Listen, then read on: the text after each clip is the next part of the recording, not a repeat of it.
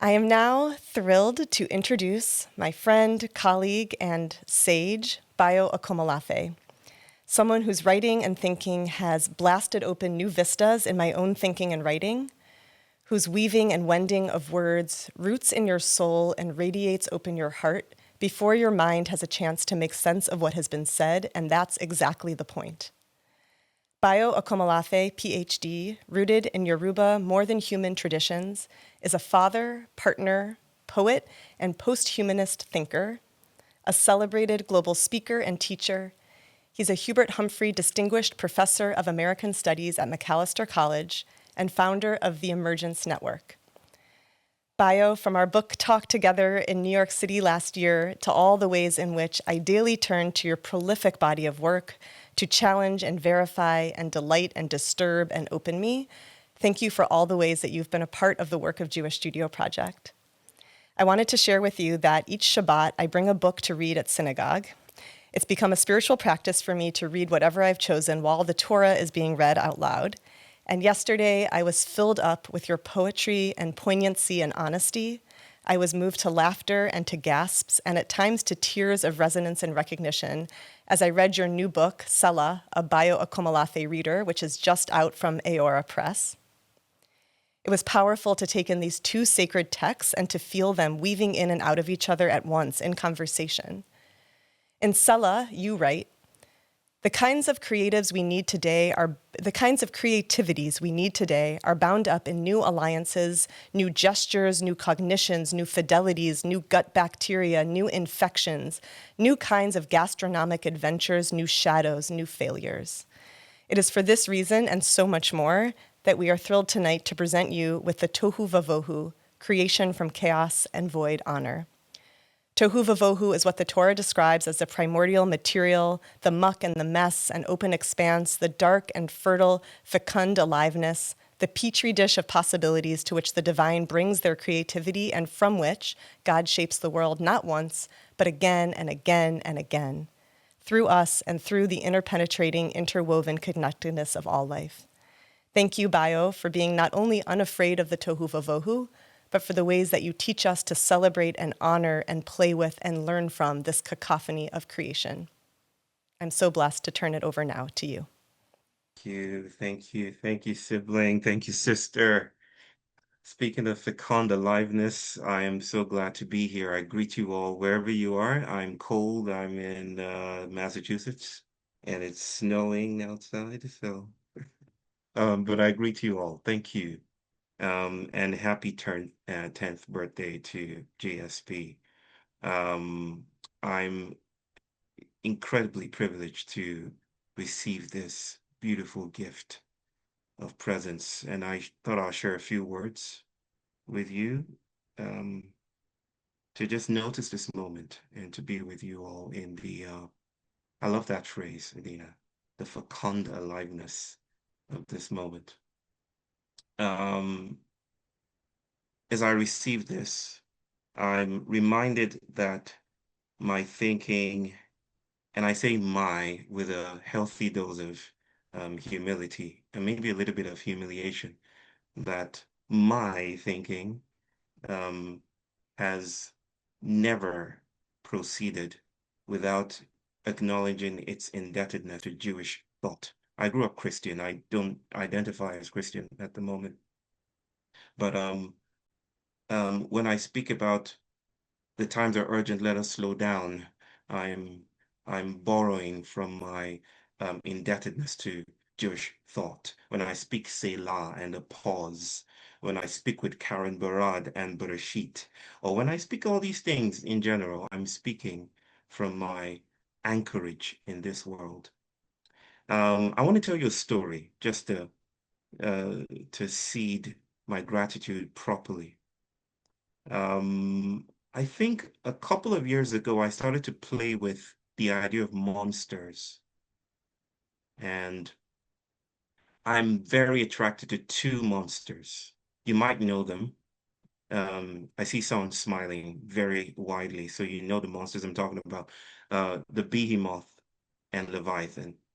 I've theorized massively about these monsters. I don't think of monsters as bad things in the atmosphere or in our lands. I think of monsters as the excessiveness of the world, as the world's productions in excess of the familiar, right? It's how the world navigates, complicates, situates, produces, reifies, and reproduces the neurotypical familiar, right? Monsters are in excess of that, right? Monsters remind us of this fecund aliveness of the world. As a father to an autistic child, I'm constantly reminded that I don't have my shit together. That the worlds, the geometries of experience that I depend on are just a tiny sliver of what's possible. So monsters betray the accounts of what is possible, right? So I was theorizing about the behemoth as this settlement recreating machine that takes the activist and takes the counterinsurgent and puts them in the family way. It's my very highfalutin way of saying the way we respond to the troubles of these days is part of the trouble. The way we respond to the problem is part of the problem. The monster of settlement is the behemoth. It claims and it territorializes. And then I started to speak of Leviathan, and I'll tell you how I spoke about it, but I want to tell you this story about how I came to meet the third monster, who's not that popular, Zez, right? There's this brother who introduced me to the studio, Adam Scher. I hope he's here. Adam, thank you so much for everything you've done. You were the inspiration also behind the Sailor book. I have a copy here. Just got it. Thank you, brother, for everything. He said, I have a copy for you, a book that I'd like you to read. And so he brought this book for me. You might know this one, this story. This was in 2024. And he introduced me basically to Zez. Now, that kind of threw a spanner into the entire machinery of my thinking because I was quite fine with Behemoth and Leviathan. I didn't need a third dude messing up my theories. I didn't know what to do or how to think about Zez until I started to think about the metaphors and the stories that are usually deployed to tell the story of this monster of the sky, right? Zez is so huge, the stories tell, that the wings blot out the sky. It's like an eclipse. And one doesn't look at an eclipse. You look away at an eclipse. You don't look directly at it. You never territorialize an eclipse. You meet this monster with reverence. My son taught me the way of looking that I call looking away at. He never returns, being an autistic 8-year-old, he hardly ever returns my gaze with his, right? He's always looking just slightly off mark, right? And something about that is emancipatory. It teaches me that there's much more to the world than clarity. The clarity can actually be a colonial form of precision. The clarity can actually beguile us into the familiar again and again. So I formulated this idea of looking away at, which is a grammatical monstrosity. You're either looking at something or looking away from something, not looking away at. But my son taught me looking away at. Zez introduced me to looking away at, almost chastising my desire to put it in my theory. So these days, when I speak about the behemoth as the settlement that recreates the logic of coloniality, or the Leviathan as the spirit, the serpentine spirit that invites us away from the taxidermy of settlement and invites us into the creative imaginaries of worlds that are still becoming. I'm reminded of the autistic presence of Zez.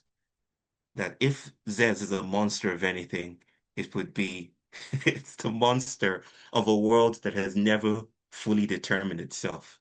Maybe Zez is the Breshit of the monstrous cosmologies. Maybe Zez does not want to be fully identified. Maybe Zez is the Darsheni, conjugate me, explain me. Maybe Zez is the invitation to play, right? To play with worlds, to play with poetics, and to play with poetry. And so those are the words I want to share. I'm not only grateful for my imbrication in this community, I'm baptized by the monstrous. Um, my work is about playing with monsters because I'm tired of the taxonomy and the precision of the colonial. I want to blur the lines. I want to disturb the boundaries. I want to play where there's urgency, and I want to slow down where there's the the invitation to hurry up. And this community and its work and its invitation to creativity, its invitation to the monstrous futures beyond us, not monstrous as pathology, but monstrous as you don't know what you're in for, is exactly the promise of this moment. And so I end with the remarks of my people that in order to find your way, you must become lost.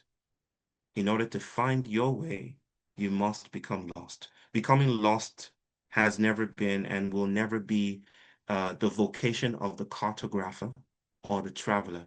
Becoming lost is when the way and the traveler stutters. It's when it's when forward movement no longer makes sense. And this is the moment when we need projects like these and communities like these that can stay at the threshold of a world in its striking fecund aliveness and its indeterminacy to blast open new spaces of power with the world. So thank you. Thank you very much. I appreciate this.